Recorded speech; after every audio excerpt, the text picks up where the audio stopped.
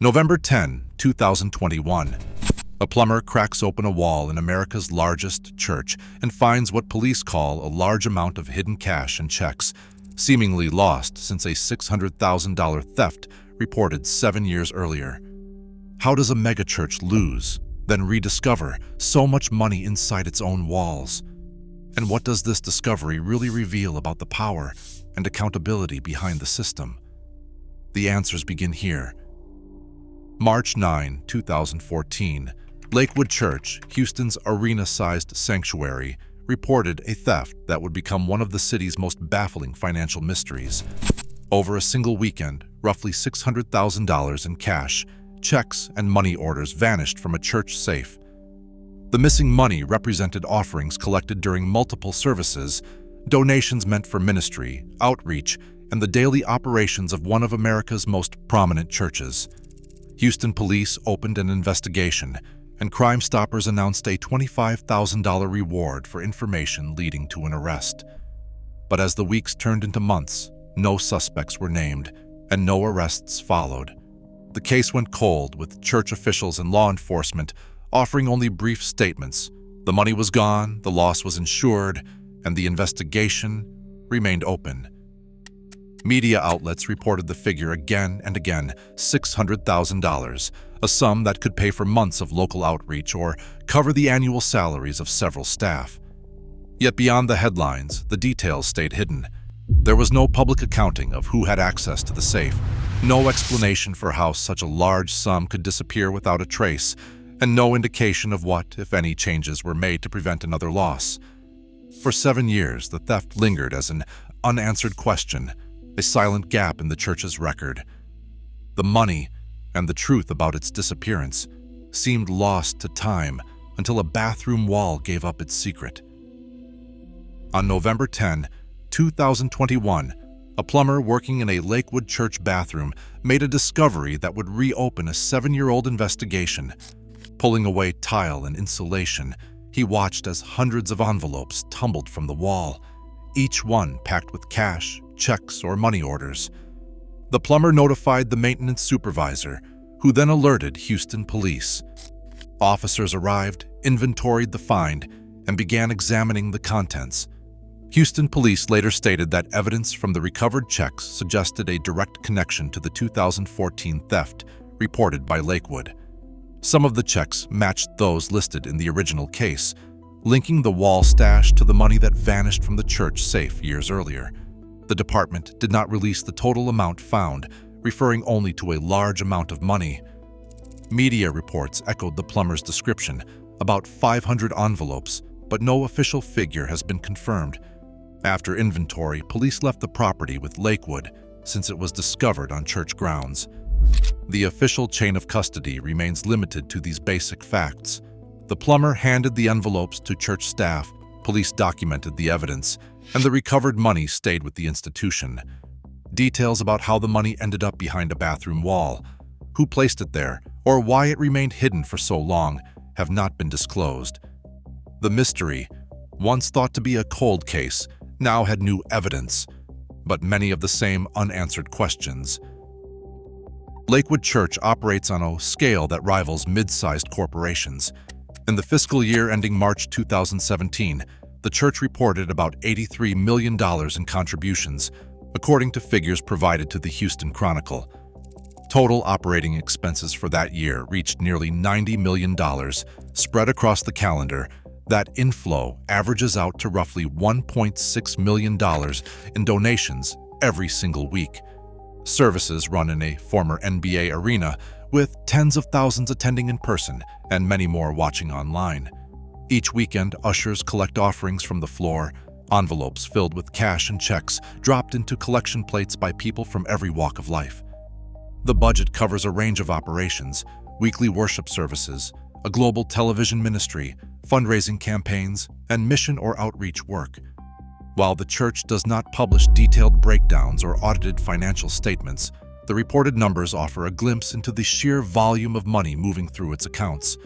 For comparison, the $600,000 sum reported stolen in 2014 is less than half of what Lakewood typically receives in a single week. For many donors, these gifts are not casual. They represent rent money, grocery budgets, or savings set aside in faith. Yet at the institutional level, the sums become almost abstract, numbers on a ledger, part of a financial system built to process offerings at an industrial pace. The contrast is striking. Individual sacrifice on one side and a financial engine on the other, humming quietly behind the scenes. Inside Lakewood's packed arena, Joel Osteen's sermons rarely dwell on guilt or sacrifice. Instead, the message is almost always upbeat. God wants to bless you. Favor is coming. Your best days are ahead. The language of hope, victory, and abundance fills the air, woven through stories of people who gave generously and then saw their lives turn around. For critics, this style isn't just positive thinking, it's a version of the prosperity gospel, a theology that links faith, giving, and material reward. They point to Osteen's frequent encouragements to sow a seed and expect a harvest, suggesting that generosity toward the church is a path to personal breakthrough. In this view, faith becomes transactional. Believe, give, and God will multiply your return. This approach has drawn sharp lines. Detractors argue that it turns Christianity into a self-help program with a collection plate where spiritual success is measured in financial blessing. Some warn that the flip side is just as dangerous. When prayers go unanswered or bills pile up, failure is often blamed on a lack of faith or positive attitude. The moral weight shifts from institutional responsibility to individual struggle, and disappointment can feel like a personal flaw. Supporters see it differently. They describe Osteen's message as a lifeline, words that lift the weary, comfort the grieving, and offer hope to people who feel condemned by harsher preachers. For many, the focus on encouragement is a relief from fear-based religion. They credit Lakewood with helping them find strength in hard times, regardless of their bank balance. The debate runs deeper than style or preference. It shapes how money is given, how suffering is explained, and how trust is built or lost inside the walls of a megachurch. Osteen's rhetoric draws millions, but it also invites hard questions about what's promised, what's delivered, and who bears the cost when faith and finances intertwine. Late August 2017 brought Houston to its knees.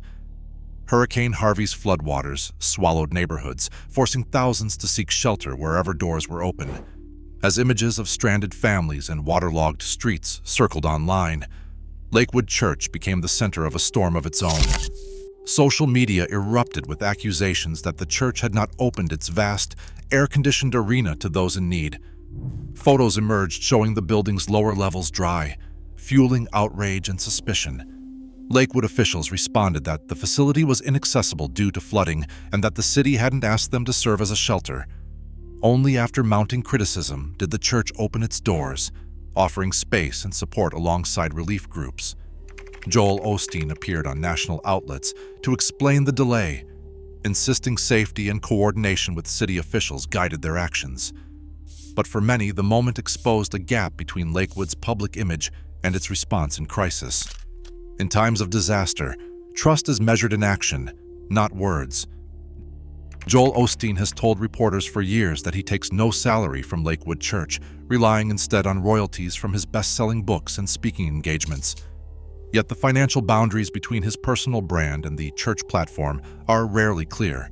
Lakewood's reach and resources amplify every book launch, every media appearance, making it difficult to separate ministry from enterprise. Unlike most large nonprofits, Lakewood is not required to file a Form 990 with the IRS because churches are exempt by law, so details about compensation, expenses, and governance remain private.